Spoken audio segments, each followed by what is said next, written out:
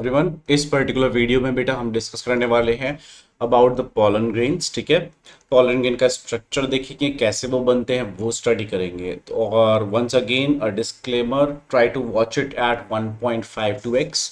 ठीक है, 1.25x पर इसको वॉच कीजिएगा वीडियो को, you will be able to understand all the things. Okay, तो पॉलन ग्रेन के बारे में हमने ये पढ़ लिया था कि अलग अलग टाइप के पॉलन ग्रेन्स हमें देखने को मिल सकते हैं अगर हम स्टडी करते हैं तो। ठीक है, ओके, अब मैं आपको पॉलन ग्रेन का एक डायग्राम बना के दिखा रहा हूँ कि पॉलन ग्रेन का स्ट्रक्चर किस तरीके से होता है। ठीक है, और उसके बाद हम एनसीईआरटी पढ़ेंगे। तो होता क्या है बेटा कि एक पर्टिकुलर सेल यानी कि माइक्रोस्पोर जो होता है, हमने लास्ट वीडियो में पढ़ा था, तो ये मान लीजिए एक माइक्रोस्पोर है। ठीक है, अब इसके बाहर यहां पर इस तरीके से लगभग लगभग ऐसे ये स्ट्रक्चर्स प्रेजेंट होते हैं। ठीक है, अगेन वीडियो अगर बोरिंग लग रही हो तो 1.25x पे देखिए, आपको बोरिंग नहीं लगेगी। ठीक है, अब ये वाला जो स्ट्रक्चर है ना, ये पूरा का पूरा स्ट्रक्चर इस टाइम पर बोला जाता है पॉलन ग्रेन। तो this is a pollen grain. ठीक है, अगर ये पॉलन ग्रेन है तो भाई इसके कौन कौन से ये पार्ट्स हैं बेसिकली ये समझना है। तो ये सबसे बाहर का जो ये पार्ट है, ये जो अलग सा पार्ट बन रहा है, मैंने जो ब्लूइश कलर से बनाया बेटा, ये है एक्साइन। क्या बोलते हैं इसको? एक्साइन। और ये वाला जो अंदर वाला पार्ट है दैट इज कॉल्ड इंटाइन। इसको क्या बोलते हैं बेटा? इंटाइन बोलते हैं। ठीक है, तो ये एक्साइन और इंटाइन मिलके क्या है? ये ही इसकी कवरिंग है। ये क्या है बेटा? इसकी कवरिंग है। ठीक है, ओके। अब इसमें अभी पार्टीशन खत्म नहीं हुआ है। देखिए अब क्या होता है इसके अंदर एक्साइन और इंटाइन के बाद, इसके बाद अब देखते हैं होता क्या है कि यहां पर इस तरीके से एक स्ट्रक्चर और बनता है। ठीक है, मतलब जो एक सेल है, इसके अंदर का जो रेड कलर का जो सेल था, वो दो पर्टिकुलर बड़े बड़े सेल्स में, एक बड़ा और एक छोटा सेल, दो सेल्स में डिवाइडेड होता है। ठीक है, तो एक बड़ा सेल है और एक छोटा सेल है।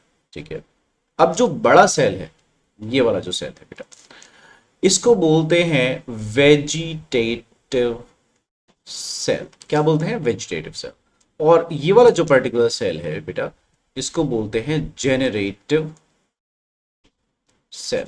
ठीक है, अभी वेजिटेटिव सेल और जनरेटिव सेल होता क्या है, कैसे जनरेट होता है, उसके बारे में भी पढ़ेंगे, पर ये एक बेसिक स्ट्रक्चर। ठीक है, हमारे पॉलन ग्रेन का। अब समझते हैं ये आया कहां से था। देखिए आपने लास्ट टर्म पे मैंने आपको बताया था कि ये एक माइक्रोस्पोर टेट्राड है।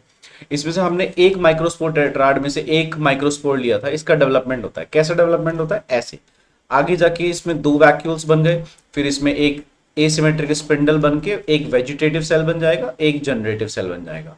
और इसके चारों तरफ जो मैंने बनाई थी स्पोरोपोलिन और ये इंटाइन एक्साइन वगैरह, सॉरी स्पोरोपोलिन अभी आपको नहीं बताया, एक्साइन और इंटाइन जो होती है वो बना दी थी मैंने, है ना। एक्साइन बनाई थी अभी भी, और एक इंटाइन बनाई थी अभी, है ना। ये बनाया है मैंने अभी तक। तो एक जनरेटिव सेल बनाया था, एक वेजिटेटिव सेल बनाया था। तो ये इस तरीके से बन जाते हैं, ये रहा, इस तरीके से बनते हैं। ये आपके एनसीईआरटी में भी गिवन है। ठीक है, तो मतलब कि एक जो सेल है हमारा माइक्रोस्पोर का, वो इस तरीके से डेवलपमेंट शो करता है, इस तरीके से। ठीक है, हमारी एनसीईआरटी में डायग्राम। ठीक है, बात समझ में आती है। लेकिन ये वाला पार्ट क्या है, एक्साइन और इंटाइन वाला पार्ट क्या है? देखिए दरअसल होता क्या है, पॉलन ग्रेन के चारों तरफ एक लेयर होती है जिसको हम बोलते हैं इंटाइन। ये रेगुलर होती है, ये हमारी जो कवरिंग है ये रेगुलर है, इसमें कोई ब्रेक्स नहीं है। ठीक है, अच्छा, तो जो दूसरी लेयर है वो कैसी है? एक्चुअली में जो ये एक्साइन लेयर है ये वाली, ये इरेगुलर है। कैसी लेयर है बेटा? इरेगुलर। इरेगुलर मतलब बीच बीच में ब्रेक्स है कहीं से, जैसा कि आप देख सकते हो। मैं कलर दूसरा चूज करता हूँ, पर्पल ले लेते हैं। ओके, तो ये वाला जो पार्ट है ना, ये वाला जो एरिया है बेसिकली, तो ये जो एरिया है ये खाली है ना। ये कैसा है? खाली एरिया। और यहां पर मैं कह सकता हूं कि एक्साइन यहां पर एब्सेंट है। तो इस पर्टिकुलर एरिया में जहां पर एक्साइन एब्सेंट है बेटा, इसको मैं क्या बोल देता हूं? जर्म पोर। क्या बोल दिया मैंने? जर्म पोर। ये जर्म पोर क्या होता है भाई? देखो, जब एक पर्टिकुलर पोलन ट्यूब, आपने 10th क्लास में पढ़ा होगा इस तरीके से एक स्ट्रक्चर पढ़ा होगा, स्टिग्मा स्टाइल ओवरी वाला, है ना, आपने जनरेशन ऑफ पोलन ग्रेन पढ़ा है, तो यहाँ पर आपने पढ़ा होगा कि ऐसे पोलन ग्रेन में से पोलन ट्यूब निकलती है।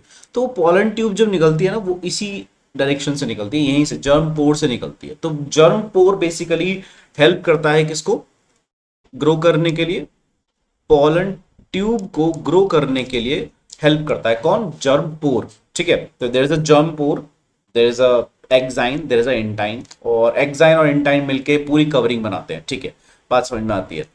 अभी जनरेटिव सेल और वेजिटेटिव सेल क्या है, जर्मपोर जहाँ पे है वहां से पोलन ट्यूब निकलेगी। ठीक है, तो जहां से एक्साइन है क्या वहां से नहीं निकल सकती, नहीं वहां से नहीं निकल सकती है। ठीक है, अभी एक्साइन की डिटेल पढ़ते हैं एक, उसके बाद मैं आपको बताता हूँ वेजिटेटिव और जनरेटिव सेल का फंक्शन।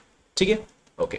अब ये जो एक्साइन है जिसकी मैं डिटेल बताने वाला हूँ, इसको मैं यहां पर ले लेता हूँ। ओके, तो एक्साइन बना हुआ होता है बेटा स्पोरोपोलेनिन नाम के केमिकल्स। स्पोरोपोलेनिन ये केमिकल का नाम। तो इसमें क्या खास है, एक्चुअली स्पोरोपोलेनिन को डिग्रेड यानी कि तोड़ने वाला एक भी एंजाइम हमने आज तक डिस्कवर नहीं करा। तो इसका मतलब मैं ये कह सकता हूं कि प्लांट्स में पोलन ग्रेन के अंदर स्पोरोपोलेनिन नाम का जो एक केमिकल है, इसको ब्रेक डाउन करने वाला एक भी पर्टिकुलर एंजाइम हमें नहीं पता। तो it is the most resistant material, है ना। तो हमारी एनसीईआरटी में ऐसी ही लाइन लिखी मिलेगी कि कोई भी एंजाइम अभी तक हमने डिग्रेड करते हुए नहीं देखा है स्पोरोपोलेनिन को। So it's a most resistant, one of the most resistant material in the plant kingdom. ठीक है, तो इनफैक्ट ये इतनी रेजिस्टेंट है कि हमें कभी कभी फॉसिल्स में भी ये मिलते हैं। मतलब जो फॉसिल्स होते हैं ना, मतलब जो जैसे डायनासोर की हड्डी मिल जाती है उसको फॉसिल बोलते हैं। तो डायनासोर की हड्डी, फॉसिल फ्यूल अलग चीज है। ठीक है, फॉसिल फ्यूल दिमाग में आ रहा होगा, फॉसिल फ्यूल एक अलग चीज है, फॉसिल एक अलग चीज है। तो डायनासोर की हड्डी जब मिलती है वो फॉसिल है। तो मान लीजिए हड्डी के साथ साथ हमें कभी कभी एक पोलन ग्रेन मिल गया, तो पोलन ग्रेन उस टाइम पर पोलन ग्रेन तो हमें डेड मिलेगा, है ना, ऑब्वियसली उस टाइम का है, डायनासोर के टाइम का। लेकिन उस टाइम का अगर किसी के अंदर स्पोरोपोलेनिन होगा तो वो स्पोरोपोलेनिन हमें एज इट इज मिला। तो पोलन ग्रेन तो डेड था, अंदर का वेजिटेटिव सेल नहीं मिला, जनरेटिव सेल नहीं मिला, जर्मपूर तो था पर एक स्ट्रक्चर था। ठीक है, स्ट्रक्चर में क्या था, क्या मिला हमें, स्पोरोपोलेनिन मिला। तो ये स्पोरोपोलेनिन इतना रेजिस्टेंट है कि ये फॉसिल में भी डिग्रेड नहीं हुआ, मतलब सब खत्म हो गया, डायनासोर का मांस भी खत्म हो गया, हड्डी हड्डी बची है, लेकिन स्पोरोपोलेनिन खत्म नहीं हुआ, ये इतना रेजिस्टेंट है। ठीक है, अच्छा रही बात इंटाइन की। इंटाइन दरअसल स्पोरोपोलेनिन से नहीं बना होता, ये रेगुलर पैक्टिनोसेल्यूलोज का मटेरियल का बना हुआ होता है, मैं इसके बारे में डिस्कशन करूंगा अभी। ठीक है, ओके। अब होता क्या है, स्पोरोपोलेनिन नाम का जो एक केमिकल है, इससे रिलेटेड क्वेश्चंस आते हैं। ठीक है, तो इसके बारे में हम पढ़ेंगे। तो स्पोरोपोलेनिन क्लियर हो गया, ओके। कहाँ पढ़ेंगे इसके बारे में, एनसीईआरटी में पढ़ेंगे। ठीक है, ओके। वेजिटेटिव सेल और जनरेटिव सेल के बारे में आपको बताता हूँ। देखो, वेजिटेटिव सेल वो होता है जो कि नरिशमेंट प्रोवाइड करता है। तो इसका मेन फंक्शन क्या है, नरिशमेंट है। ठीक है, तो जनरेटिव सेल का मेन फंक्शन क्या है भाई, ध्यान से समझिएगा। जनरेटिव सेल छोटा भले ही है, लेकिन ये आगे जाके दो पार्ट्स में स्प्लिट हो जाता है, मतलब कि दो सेल्स बना लेता है। कितने सेल बनाएगा, दो सेल बना लेगा जनरेटिव सेल, वेजिटेटिव नहीं, जनरेटिव सेल। ठीक है, दो सेल बना लेगा। फिर ये आगे जाके ये फर्टिलाइजेशन का वर्क जो है ये पूरा करते हैं। कैसे कैसे होता है वो हम आगे देखेंगे। तो बेसिकली यहां ये रखना है कि जनरेटिव सेल आगे जाके डिवाइड कर जाता है। ठीक है, ओके। अभी इतना ध्यान रखिए क्योंकि जैसे जैसे हम इस स्ट्रक्चर को आगे पढ़ेंगे समझ में आता चला जाएगा। ठीक है, अब हम आगे बढ़ते हैं, यहां से पढ़ते हैं। इसको मैं हटा देता हूं ड्राइंग्स को। Okay, the pollen grains, purple ही ले लेते हैं। pollen grains are generally spherical होते हैं ज्यादातर, measuring about 25 to 50 micrometres in the diameter. उसका डायमीटर जो होता है 25 से 50 माइक्रोमीटर होता है डायमीटर में। ठीक है, ये डेटा इतना ज्यादा इंपॉर्टेंट नहीं है, लेकिन अगर आप नीट की तैयारी कर रहे हैं तो 25 से 50 वाला माइक्रो डायमीटर ये इंपॉर्टेंट है। अगर आप नीट की तैयारी कर रहे हो, बोर्ड्स की तैयारी कर रहे हो, इतना इंपॉर्टेंट नहीं है। It has to prominent, prominent का मतलब होता है क्लियरली दिखने वाला, जो बिल्कुल क्लियरली विजिबल होता है ना उसको बोलते हैं प्रोमिनेंट। तो प्रोमिनेंट टू लेयर्ड वॉल, इसमें दो लेयर की वॉल्स होती है। The hard outer layer called the exine, जैसे कि हमने पढ़ा एक्साइन होती है, इज मेड अप ऑफ स्पोरोपोलन, जो कि हमने अभी पढ़ा था, which is one of the most resistant organic material. Resistant का मतलब क्या होता है पता है? रेजिस्टेंट का मतलब होता है कोई भी एक ऐसा पर्टिकुलर, रेजिस्टेंट का मतलब होता है प्रॉपर्टी है बेसिकली, कि जो चेंज के लिए या किसी भी चीज को अपोज करे, दैट इज कॉल्ड रेजिस्टेंट। तो most resistant organic material known, तो ये किसी भी चीज से ब्रेक डाउन नहीं होती है, ये इसकी खास बात है। अच्छा, it can with stand, with stand मतलब टॉलरेट कर सकती है, तो विद स्टैंड मतलब tolerate. It can tolerate high temperatures, high temperatures में भी ऐसी ही रहेगी। स्ट्रॉन्ग एसिड्स भी अगर डाल दोगे तो भी ऐसी रहेगी, स्ट्रॉन्ग एल्कली भी डाल दोगे तो भी ऐसी रहेगी। मतलब ये किसी चीज से डिग्रेड नहीं हो रही, किसी एंजाइम से डिग्रेड नहीं हो रही, तो भाई कहीं नहीं जा रही। No enzyme that degrades sporopollenin is so far known, कोई भी एंजाइम आज तक डिग्रेड नहीं कर पाया। द पोलन ग्रेन की जो एग्जाइन है has prominent apertures called germ pores, इसमें अपर्चर्स मतलब ओपनिंग्स हैं, जिसको हमने अभी पढ़ा था कि उसको ओपनिंग को क्या बोलते हैं बेटा? जर्म पोर बोलते हैं, ठीक है। वेयर स्पोरोपोलिन इज एब्सेंट, यहां पे स्पोरोपोलिन एब्सेंट है। ऑब्वियसली अगर यहां पर भी स्पोरोपोलिन प्रेजेंट हो जाती तो दिक्कत ये थी, पोलन ट्यूब फिर कहां से ग्रो करते है ना। Okay, pollen grains are well preserved as fossils because of the presence of sporopollen। तो किसी किसी केस में स्पोरोपोलिन की वजह से फॉसिल्स में भी मिले हैं, ये बात हमने पढ़ ली है। The exine exhibits fascinating array of patterns and design. अब जरूरी नहीं है कि अगर मैंने यहाँ पर देखो, मैंने यहाँ पर इस तरीके से बनाई है तो ऐसी ही मिलेगी, हो सकता है कुछ अलग पैटर्न हो, तो डिजाइन और पैटर्न्स थोड़ा सा अलग हो सकता है, ठीक है। अब बात करते हैं इनर वॉल जो है पोलन की, जो कि इंटाइन होती है, उसकी बात कर रहे हैं। इट इज थिन, पतली सी है और कंटिन्यूस लेयर है, इरेगुलर नहीं है, बीच बीच में ब्रेक्स नहीं है जैसे कि एक्साइन में थे। Made up of cellulose and pectin, जैसे कि हमने कहा था सेल्यूलोज और पैक्टिन की बनी हुई। अच्छा, हमने लिखा नहीं था, है ना, हमने लिखा नहीं था तो मैं लिख देता हूं, cellulose plus pectin. Next diagram में हम इसको थोड़ा सा इलेबोरेट करके लिखेंगे, यहाँ पे घिचपिच हो गई, नेक्स्ट डायग्राम में इसको थोड़ा सा प्रॉपर करेंगे, ठीक है। The cytoplasm of the pollen grain is surrounded by a plasma membrane, ये हमें पता है कि कोई भी पोलन ग्रेन का जो, बेसिकली कहना चाह रहे हैं पोलन ग्रेन का जो साइटोप्लाज्म है, ये जो उसका साइटोप्लाज्म है ना, वो एक मेम्ब्रेन से कवर्ड है, जो कि हम प्लाज्मा मेम्ब्रेन से कवर्ड है, ठीक है।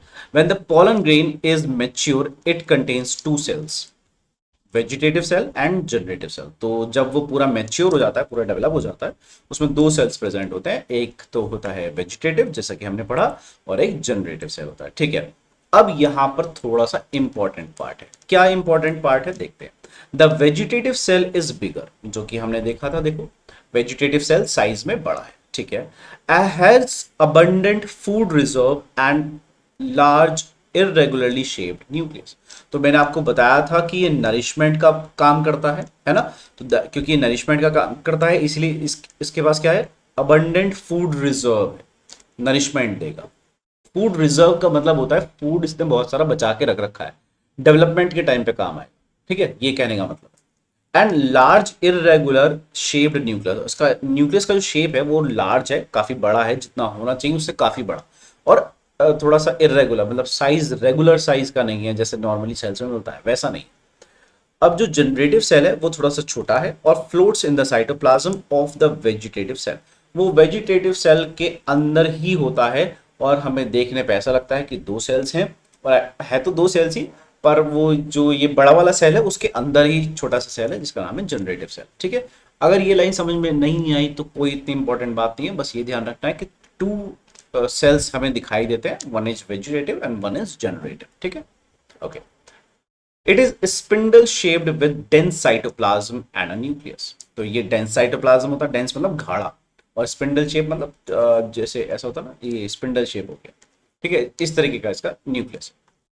अब डेटा जो है वो बेटा इंपॉर्टेंट है, अब जो डेटा आने वाला है वो इंपॉर्टेंट है। अब जो है डेटा वो क्या है, इन ओवर 60% ऑफ द एंजियोस्पर्म्स, मतलब देखो मान लो कि पूरे के पूरे एंजियोस्पर्म्स में 100 तरह के प्लांट मिलते हैं मान लेते हैं, उसमें से हम कह रहे हैं 60% जो है, मतलब 60, अगर 100% है तो उसमें से 60 में क्या हो रहा है, दो सेल जो मतलब कि एक वेजिटेटिव एक जनरेटिव, तो इन दो सेल की स्टेज पे क्या होता है, पॉलिनेशन होता है।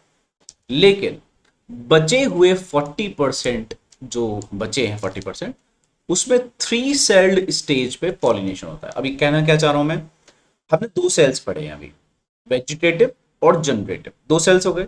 अगर इन्हीं दो सेल मतलब पॉलन ग्रेन जो है वो इस स्टेज पे पहुंच गया, ठीक है, इस स्टेज पे पहुंच गया और फिर उसका पॉलिनेशन हुआ, तो हम कह रहे हैं कि 2 सेल्ड स्टेज पे पॉलिनेशन हुआ है।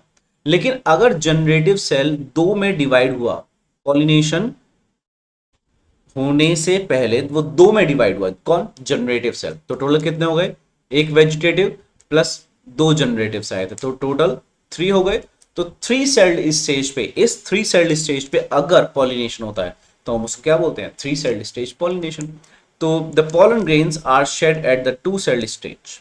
60% में जो पॉलन ग्रेन्स जो शेड किए जाते हैं, मतलब जो छोड़े जाते हैं हवा में या जैसे भी, वो 2 सेल्ड स्टेज में छोड़े जाते हैं, ठीक है। इन द रिमेनिंग स्पीशीज मतलब 40% में, the generative cell divides mitotically, generative cell mitotically divide करता है। या माइटोटिकली डिवाइड का क्या मतलब है मैं अभी समझाता हूं। To give rise to the 2 male gametes before pollen grains are shed at the 3 celled stage, तो एक जनरेटिव सेल दो में डिवाइड करता है, वो 3 सेल बना लेते हैं, ठीक है।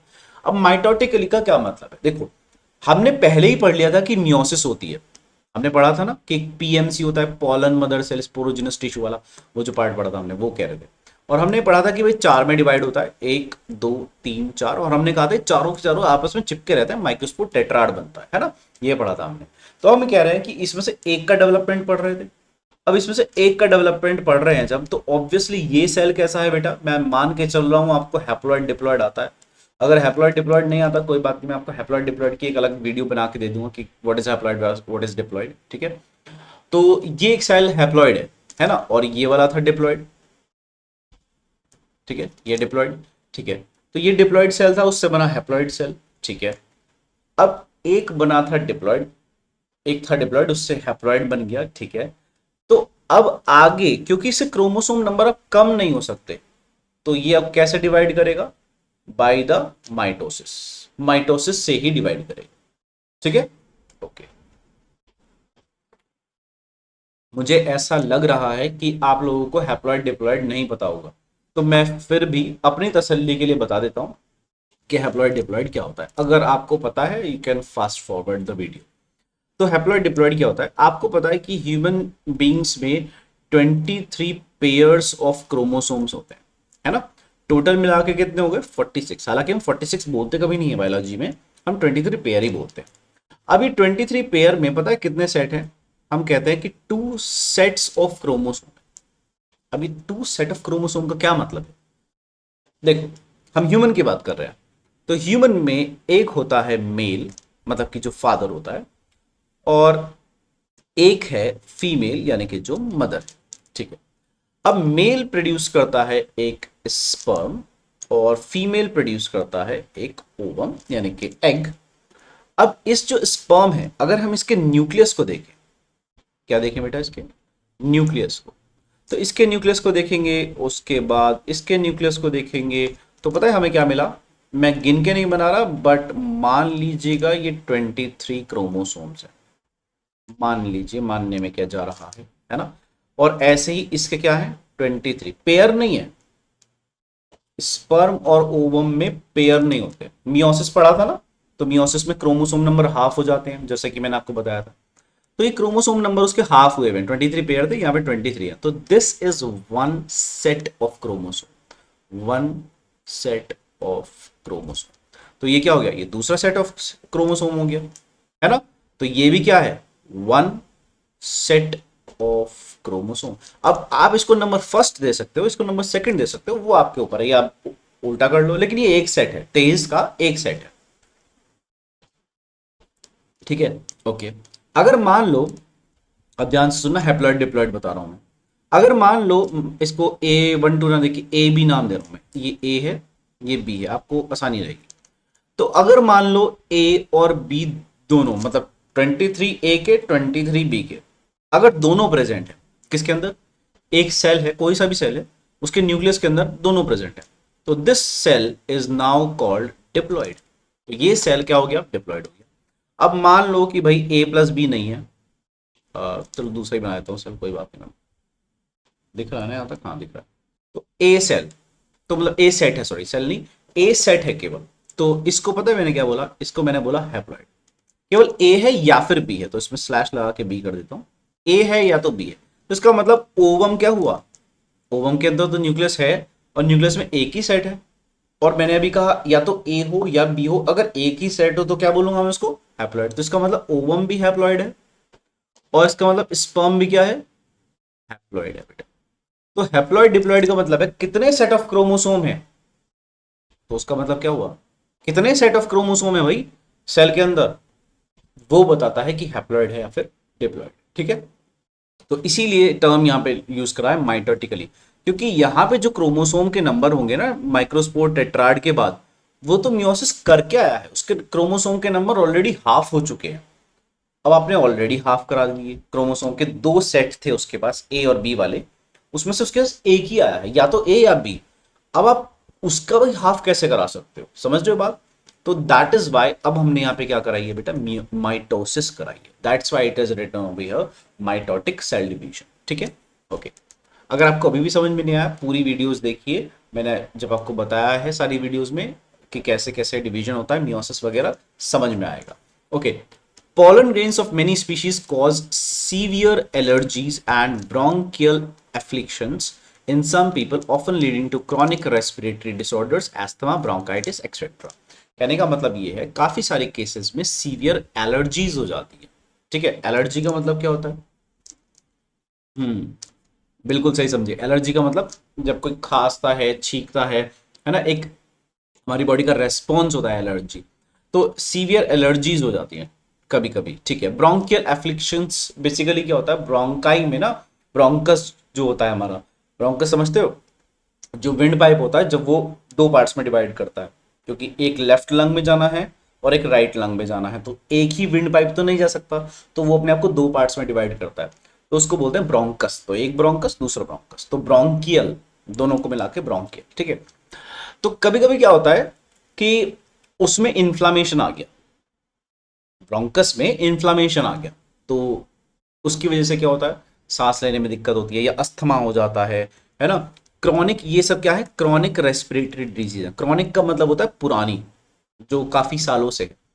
और रेस्पिरेटरी का मतलब रेस्पिरेटरी डिसऑर्डर है, जैसे कि अस्थमा हो गया या फिर ब्रोंकाइटिस हो गया।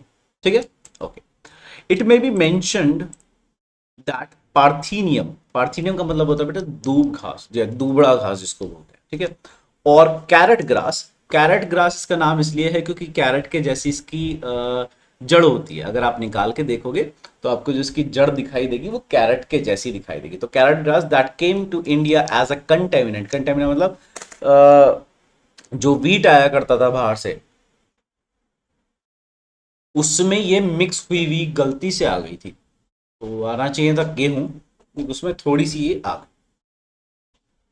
ठीक है, क्या चीज आई, पार्थीनियम। ठीक है, with imported wheat has become ubiquitous in occurrence and causes pollen allergy. Ubiquitous मतलब कॉमन सा है, मतलब अब तो कॉमन ही हो गया, मतलब अब आप उसको पीछे नहीं छुड़ा सकते, like that. In occurrence and causes pollen allergy, उसकी वजह से पॉलन एलर्जी हमें हो जाती है। ठीक है, ओके, आगे बढ़ते हैं। Pollen grains are rich in nutrients, ये पॉइंट इंपॉर्टेंट है। क्यों इंपॉर्टेंट है अभी बताता हूं। Pollen grains are rich in nutrient, वो न्यूट्रिएंट में काफी रिच होते हैं। It has become a fashion in the recent years to use pollen tablets, यहाँ इंपॉर्टेंट आया कि पॉलन टैबलेट यूज करते हैं हम एज फूड सप्लीमेंट्स। तो मतलब कोई प्रोटीन अपनी डाइट से पूरी नहीं कर पा रहा, तो पॉलन ग्रेन के सप्लीमेंट्स टैबलेट की फॉर्म में बना दी किसी कंपनी ने, हमने यूज कर लिए। तो वेस्टर्न कंट्रीज में, है ना, वेस्टर्न कंट्रीज में a large number of pollen products in the form of tablet, tablets की फॉर्म में, गोली की फॉर्म में या सिरप की फॉर्म में हम यूज करते हैं, जो कि मार्केट में वहां पे अवेलेबल होता है, हमारे यहाँ इंडिया में भी अवेलेबल है। ठीक है, तो pollen consumption has been claim to increase the performance of athletes and race horses, ये एक इंपॉर्टेंट चीज है। एथलीट्स क्या करते हैं अपनी परफॉर्मेंस को इंक्रीज अप करने के लिए, और उन्हें इंक्रीज करना है तो वो या तो सप्लीमेंट तो लेंगे ही कहीं ना कहीं से, तो या तो दूध दही वगैरह मतलब इन सब चीज़ों पे डिपेंड करेंगे, या फिर वो क्या करते हैं कभी कभी पॉलन ग्रेन का भी कंजम्पशन करते हैं। पॉलन ग्रेन के कंजम्पशन से एथलीट की परफॉर्मेंस और रेस हॉर्सेस की परफॉर्मेंस वाकई में इंक्रीज होती है। इसीलिए काफ़ी सारे लोग इसको यूज़ करते हैं, और अगर ये यूज़ करा जाए जस्ट बिफोर द रेस तो परफॉर्मेंस पे इफेक्ट पड़ता है, और इस चीज़ को बोलते हैं डोपिंग, और जो कि इलीगल, जो कि क्या है, इलीगल है। तो डोपिंग अगर कोई करता है मतलब रेस से जस्ट पहले अगर वो सप्लीमेंट ले रहा है, तो इसका मतलब साफ सीधी सी बात है वो चीटिंग कर रहा है ना, क्योंकि कोई और सप्लीमेंट नहीं ले रहा, आप क्यों सप्लीमेंट ले रहे हो। हाँ, प्रैक्टिस करते टाइम ले रहे हो वो एक अलग चीज़ है, क्योंकि वो आप प्रैक्टिस करते टाइम ले रहे हो, लेकिन रेस से पहले, ऑफिशियली रेस से पहले आप डोपिंग का एक मतलब ये कुछ भी ऐसा खा नहीं सकते, इसको डोपिंग माना जाता है और ये इलीगल होता है। अगर ऐसा करेंगे तो रेस क्या रेस छोड़ो, कैरियर खत्म हो जाएगा, ऊपर से एक लीगल केस और ठोक देगी सरकार, जिस भी कंट्री की होगी। ठीक है, तो that's the case. Okay, once they are shed, मतलब एक बार पोलन ग्रेन अगर पेड़ से मतलब जो फ्लावर है एंथर वहां से अगर निकल गया, the pollen grains have to land on the stigma before they lose viability if they have to bring about fertilisation. मतलब एक बार वो वहां से निकल गए, कहां से, एंथर से निकल गए, उन्हें स्टिग्मा पे अब लैंड करना ही पड़ेगा। बट एक मिनट, ये स्टिग्मा क्या होता है? स्टिग्मा आपने 10th क्लास में पढ़ा है क्या? ध्यान आया कुछ? स्टिग्मा स्टाइल ओवरी, है ना, इस तरीके से this is called stigma, this is called style, और ये पार्ट है बेटा ओवरी। तो हम इस स्टिग्मा की बात कर रहे हैं, तो यहां पर इसको लैंड करना बहुत ज्यादा जरूरी है जस्ट बिफोर, अगर वो अपनी वायबिलिटी से पहले उसको मतलब उसको लैंड करना पड़ेगा बिना अपनी वायबिलिटी लूज करे हुए।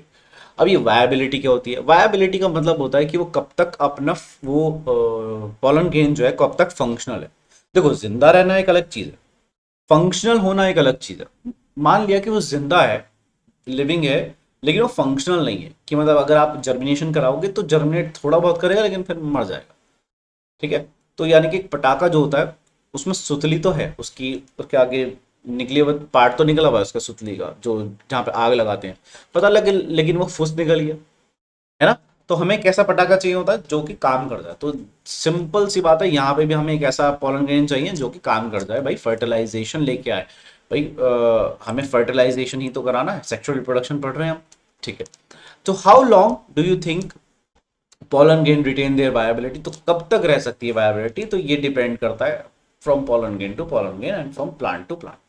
pollen grain to pollen grain नहीं, sorry, plant to plant depend करता है। The period for which the pollen grain remains viable is highly variable, हर एक प्लांट में अलग अलग होता है, and to some extent depends on the prevailing temperature and humidity. देखो, टेम्परेचर पे भी डिपेंड करता है, ह्यूमिडिटी पे डिपेंड करता है। अगर टेम्परेचर कम है और ह्यूमिडिटी है थोड़ी सी, ज़्यादा टाइम तक जी सकता है, और अगर टेम्परेचर बहुत ज़्यादा है, ह्यूमिडिटी बिल्कुल ही नहीं है, तो पता लगा मॉइस्चर बिल्कुल ही नहीं है हवा में, तो पॉलन ग्रेन का तो वैसे ही बाजा बज जाएगा, है ना। तो ये सब चीज़ें, फैक्टर्स जो है, एक्सटर्नल फैक्टर्स, ये भी कुछ हद तक डिसाइड कर लेते हैं इस चीज़ को। In some cereals such as rice or wheat, pollen grain lose viability within 30 minutes of their release। मतलब एक बार अगर शेड करा 30 मिनट में अगर वो स्टिग्मा तक नहीं पहुंचे तो फिर वो कुछ नहीं कर सकते, वो बेकार है। ठीक है, in some members of Rosaceae, Leguminosae and Solanaceae, ये फैमिलीज हैं, अगर आपने 11th क्लास पढ़ी है तो आपको पता लग गया होगा। ये Rosaceae, Rosaceae, Leguminosae, then Solanaceae, ये प्लांट की फैमिली है। ठीक है, they maintain viability for months, इसमें वायबिलिटी मंथ्स तक है। You may have heard of storing semen. Semen क्या होता है? Sperm. Semen is basically sperm. ठीक है, हालांकि एग्जैक्टली स्पर्म नहीं होता, लेकिन फिलहाल के लिए हम कह सकते हैं स्पर्म होता है। ठीक है, जब आप सेकंड चैप्टर पढ़ लोगे, द ह्यूमन रिप्रोडक्शन आप पढ़ लोगे, तब आपको पता लगेगा स्पर्म प्लस एक और फ्लूइड होता है, वो मिला करके हम बोलते हैं सीमेन। तो फिलहाल के लिए हम बोल सकते हैं स्पर्म। ठीक है, सीमेन स्लैश स्पर्म भी लिखा हुआ है, वैसे तो मैंने ध्यान नहीं दिया। Okay, of many animals including humans for artificial insemination. Artificial insemination का मतलब होता है आप आर्टिफिशियली गैमीट का ट्रांसफर करा रहे हो, सीमेन का ट्रांसफर करा रहे हो into the female genital tract मतलब फीमेल की वेजाइना में स्पर्म को आर्टिफिशियली ट्रांसफर कराना, वो होता है आर्टिफिशियल इंसेमिनेशन। ठीक है, तो it is possible to store the pollen grains for a large number of species for years in liquid nitrogen at 190 minus 196 degrees Celsius. Such stored pollen can be used as pollen banks similar to the seed bank in the crop breeding programs. मतलब देखो, crop breeding programme का मतलब क्या होता है कि दरअसल हम ना क्रॉप को ब्रीड करते हैं, क्रॉप को रिप्रोड्यूस कराते हैं, उससे कोशिश करते हैं कि एक अच्छा वैरायटी प्रोड्यूस हो सके जिससे किसान को पैसा मिल सके। और अगर मान लो किसान टाइम पे पानी नहीं दे पाया तो फसल मर नहीं जाए एकदम से, है ना। तो इस तरीके की क्रॉप बनाने की कोशिश रहती है, उसको बोलते हैं क्रॉप ब्रीडिंग प्रोग्राम। तो उस केस में हम पॉलन ग्रेन, क्योंकि हम एक्सपेरिमेंट्स करने हैं, तो हम पॉलन ग्रेन्स को, सीड्स को काफी लंबे टाइम तक स्टोर करके रखते हैं। ठीक है, अब लेकिन 30 मिनट की जिसकी वायबिलिटी है उसको कैसे स्टोर करोगे? तो एक पॉसिबिलिटी है, -196 डिग्री सेल्सियस पे हम लिक्विड नाइट्रोजन में पॉलन ग्रेन्स को या सीड को, जो जिसकी भी हमें रिक्वायरमेंट है, उसको रख देते हैं। ठीक है, ऐसा करने से क्या होता है, उसकी मॉलिक्यूलर एक्टिविटी बहुत कम हो जाती है, मतलब उसके अंदर का जो सेल है उसके अंदर की मॉलिक्यूलर एक्टिविटी कम हो जाती है। कहने का मतलब यह है कि वो सड़ेगा नहीं, जस्ट लाइक अ रेफ्रिजरेटर। रेफ्रिजरेटर में एक हफ्ते बाद चीजें सड़ने लगेंगी, लेकिन इसमें नहीं सड़ेंगी, इसमें नहीं सड़ेगी। इस चीज को हम बोलते हैं बेटा CRYO, cryo preservation. Cryo preservation, cryo preservation का, क्रायो का मतलब होता है वेरी लो टेम्परेचर, और प्रिजर्वेशन का मतलब होता है किसी चीज को प्रिजर्व करना। ठीक है, ओके ओके, ठीक है भाई, समझ में आ गया। ओके, तो लार्ज नंबर ऑफ, तो इसमें हम क्या कर सकते हैं, पॉलन ग्रेन को स्टोर कर सकते हैं, सीड्स को स्टोर कर सकते हैं, किसी सीमेन को भी स्टोर, किसी के सीमेन को भी स्टोर कर सकते हैं, किसी के एग को भी स्टोर कर सकते हैं, मतलब हम जो लिविंग थिंग चाहे उसको क्रायो प्रिजर्वेशन में स्टोर कर सकते हैं। ठीक है, लेकिन अभी जो हम पढ़ रहे हैं प्लांट के हिसाब से, हम पॉलन ग्रेन स्टोर करते हैं और सीड को स्टोर करते हैं। तो पॉलन बैंक्स, अगर पॉलन ग्रेन स्टोर हो रहे हैं और अगर सीड स्टोर हो रहे हैं तो सीड बैंक हो जाता है। ठीक है, ओके। इसके बाद हम पढ़ेंगे अब हमारी नेक्स्ट वीडियो में, ठीक है, जो कि मैं एज सुन बहुत जल्दी अपलोड करूंगा। ठीक है, so that's it for today, thank you everyone.